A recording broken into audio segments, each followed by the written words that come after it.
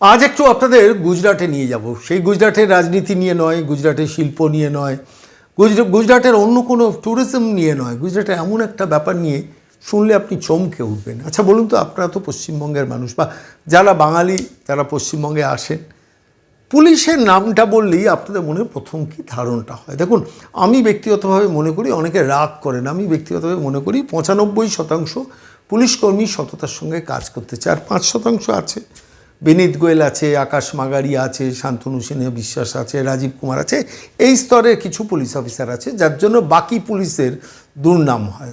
এটা এটা এটা নতুন করে বলার দরকার নেই, এটা শতপ্রণোদিত নয়, এটা একদম এটা মানে সবার মনের কথা আমি আপনাদের কাছে বলছি যে পুলিশের সম্বন্ধে মানুষের ধারণাটা বদলানোর চেষ্টা পশ্চিমবঙ্গ কিন্তু করেনি।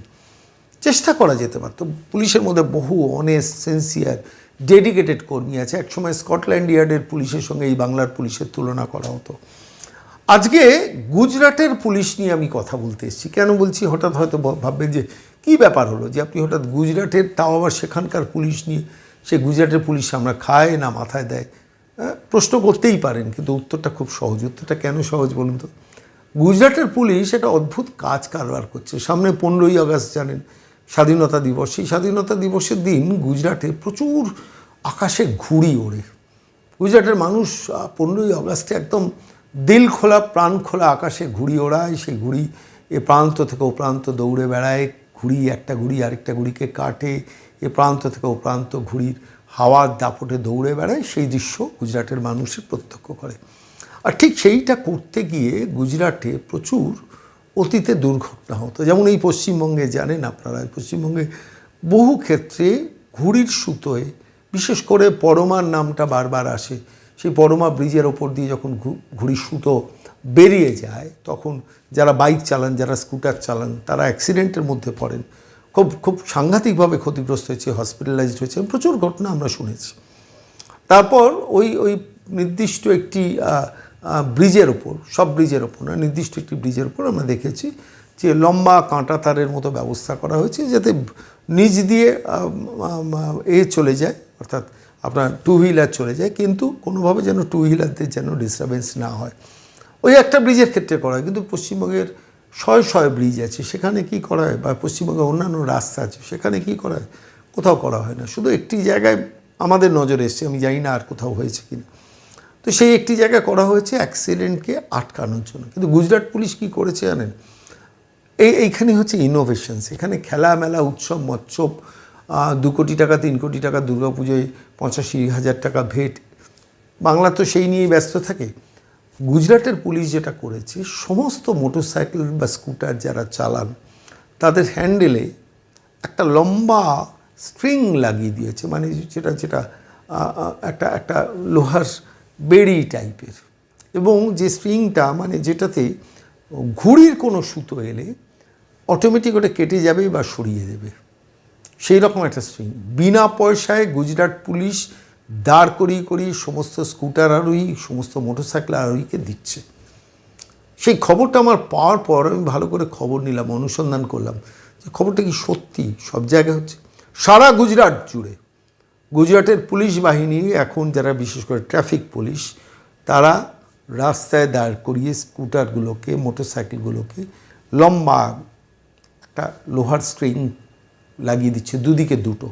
তাতে কি হচ্ছে, সামনে আচমকা যদি কোনো সুতো চলে আসে, সঙ্গে সঙ্গে নয় সেটাকে কেটে দেবে, আর না হলে সঙ্গে সঙ্গে সেটাকে সরিয়ে দেবে।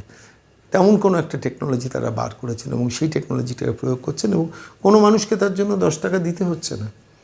এখানে যে এই কলকাতা মফস্বলে বিভিন্ন পুলিশকে হাতে কিছু ভেট দিতে হয় না, কিছু হলেই আপনাকে ভেট দিতে হয়। আপনারা তো বহু অতীত অভিজ্ঞতা আছে, ইতিহাস আছে, আপনারা জানেন। আমি যেখানে থাকি, যে অঞ্চলে থাকি, বিটি রোডের ওপর, যেখানে বেলঘড়িয়া থানা রয়েছে, যেখানে খর্দা, সেই কুখ্যাত খর্দা থানা রয়েছে, মোড়ে মোড়ে দাঁড় করিয়ে রাখা হয় কিছু সিভিক, একজন হয়তো এসআই কিংবা কনস্টেবলকে দাঁড় করিয়ে রাখা হয়। সুযোগ পেলেই তারা লোক ধরে তাদের কাছ থেকে টাকা তোলে। সেই প্রতিদিনের দৃশ্য দেখতে দেখতে চোখ ক্লান্ত হয়ে গেছে, মন ক্লান্ত হয়েছে, কিন্তু পুলিশ তার চেহারা, আমি যে অঞ্চলে থাকি সে অঞ্চলে খর্দা থানা বদলায়নি। এই অভিজ্ঞতার মধ্যে দিয়ে আমরা দীর্ঘদিন ধরে যাচ্ছি। সব পুলিশ খারাপ তার মানে বলছি না, আমি আবারও বলছি, বহু পুলিশ আছে সততার সঙ্গে কাজ করেন, কিছু পুলিশ, কিছু কনস্টেবল, কিছু এসআই, তারা ওই রাস্তার মোড়গুলোতে দাঁড়িয়ে থাকেন, আর ওই রাস্তার মোড়গুলোতে দাঁড়িয়ে থেকে সাইলেন্টলি এই অপারেশনসগুলো, টাকা তোলার কাজগুলো করেন। তারা পারেন না যে বিশ্বকর্মা পুজোর সময় যখন কলকাতায় ঘুড়ি উঠবে তখন অন্তত প্রত্যেকটা স্কুটার, মোটরসাইকেল ওই স্ট্রিংগুলোকে লাগিয়ে দেওয়া, এবং বিনা পয়সায় পুলিশের নিজের খরচে করছে।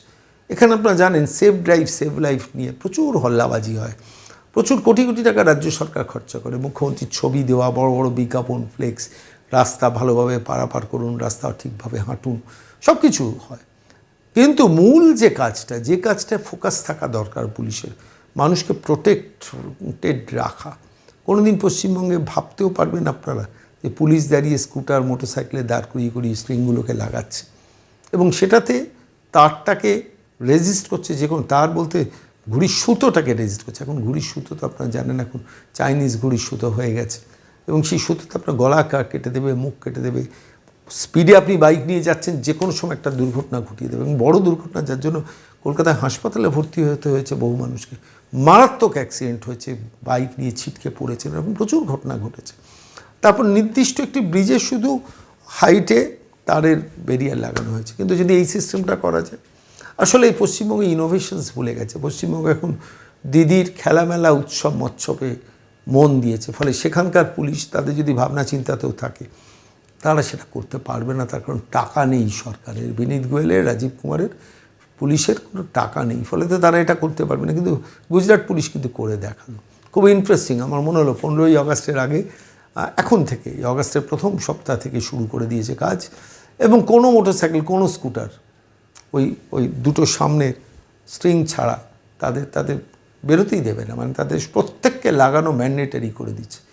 কিছুদিন লাগানো থাকবে, ঘুড়ি ওড়ানো বন্ধ হয়ে গেলে তারা খুলে বাড়িতে রেখে দেবে, পরের বছর আবার লাগাবে। একটা সরকার চালাতে গেলে যেসব ইনোভেশনস দরকার হয়, এই বাংলা বহুদিন হলো ভুলে গেছে। গুজরাট কিন্তু ভোলেনি বলেই আজকে গুজরাট অনেকটা এগিয়ে গেছে আমাদের কাছ থেকে। আমি সেই দৃশ্যটা দেখছিলাম, ছবিগুলো দেখছিলাম আর ভাবছিলাম, বাংলা পারে না কেন, পশ্চিমবঙ্গ পারে না কেন? শুধু রাজনীতি, শুধু বিরোধিতা, শুধু চুরি, দিনের পর দিন চৌর্যবৃত্তি। কেন বাংলা শুধু চুরিতে অভ্যস্ত হবে? কেন নতুন ইনোভেশনস নিয়ে বাংলা এগোবে না? ভাবনার বিষয়, ভাবনার জন্য রাখলাম।